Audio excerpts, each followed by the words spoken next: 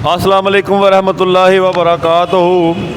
पाकिस्तान हिंदुस्तान की जंग में मीडिया का किरदार, आप समझ सकते हैं कि ये जंग 80% मीडिया ने करवाई है और पाकिस्तान की तरफ से जो जवाब आया वो भी इंडियन मीडिया की वजह से आया है। और ख़ुद इंडिया अपने मीडिया से इस हद तक तंग है कि वो उनके जो आला अफसरान हैं, बल्कि उनके जो chief of the army staff है, उसने कहा है कि जंग जो होती है ये कोई खेल नहीं होता या कोई ड्रामा नहीं होता जो फिल्मों की तरह पेश किया जाए। ये अमली एक जंग होती है जिसके लिए मीडिया को सोचना चाहिए कि इस तरह की बातें नहीं करनी चाहिए।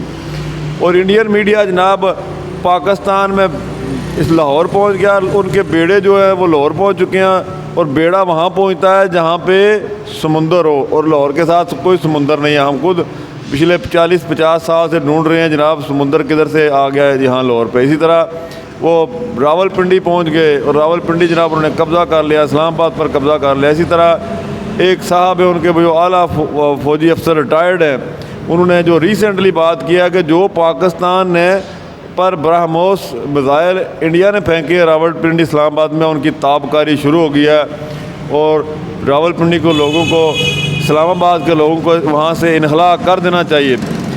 अब ये जो बात की है साहब ने और इनका तल्लक साबका इंडियन आर्मी से है, इस पर इंडिया पर पाबंदियाँ लग सकती है। कम अज़ कम पाकिस्तान जैसा मुल्क अगर कोई ज़िम्मेदार पाकिस्तानी फ़ौजी अफसर इस तरह की बात की तो इस वक्त अक़वाम आलम हरकत में आ चुकी होती, पाकिस्तान पर पाबंदियाँ लगने की बात की जाती और उन्होंने कहना था जी इन्होंने जनाब कोई जोहरी किस्म की जो असला इस्तेमाल करके लोगों की ज़िंदगियों को ख़तरा में डाल दिया, इन पर पाबंदियाँ होनी चाहिए, ये है वो। लेकिन अभी तक उस साबका इंडियन आर्मी के अफिसर की बात पर किसी ने बात पर ध्यान नहीं दिया और ये बात एक्शन नहीं लिया कि उसने कहा जी पिंडी इस्लामाबाद के बंदे शहरी वहाँ से निकल जाएं और वहाँ पे ताबकारी फैलने वाली है और लोगों की ज़िंदगियाँ ख़त्म होने वाली हैं।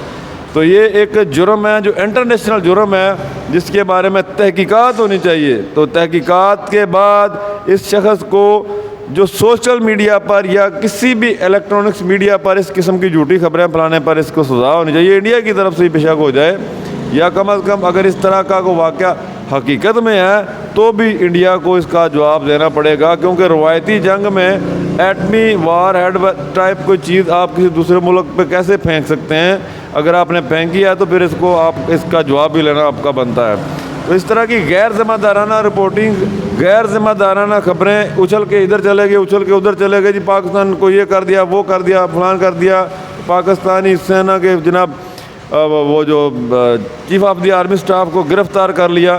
अब जो इंडिया का जो पंजाब है, पंजाब का जो वज़ीर आला है वो खुद अपने मीडिया का जनाब मजाक उड़ा रहा है। वो कहता तुसी जनाब ਇਹੋ ਜਿਹੀਆਂ खबरां करते हो तो वो फिर टुर पैंदे ने और टुर के तुहाडे कोल पूरा हिसाब ले लेंदे ने, तुसी क्यों इन्नियां गल्लां करते हो। मकसद कहने का है कि वो इंडियन पंजाब का जो वज़ीर आला, यकीन करें वो स्टेज एक्टर ज़्यादा लगता है और वज़ीर आला कम लगता है और उसकी हर बात में कोई ना कोई जनाब जुगतबाजी होती है। तो इसी तरह वो सही जुगतें करता है इंडियन मीडिया पर। हम अपने मीडिया की भी बात करते हैं कि ऐसी खबर फैलाना वैसे भी इस्लामन शरन हराम है जो झूठ पे मबनी हो, ठीक है। और दूसरी बात यह कि आप किस तरह के जर्नलिस्ट हैं, आपने कौन सी सहाफ़त पढ़ी है। आप सहाफ़त का रूल देखें कि आप सोशल मीडिया पर ऐसे किसी की तस्वीर शेयर नहीं कर सकते जो कोड ऑफ कंडक्ट के ख़िलाफ़ हो।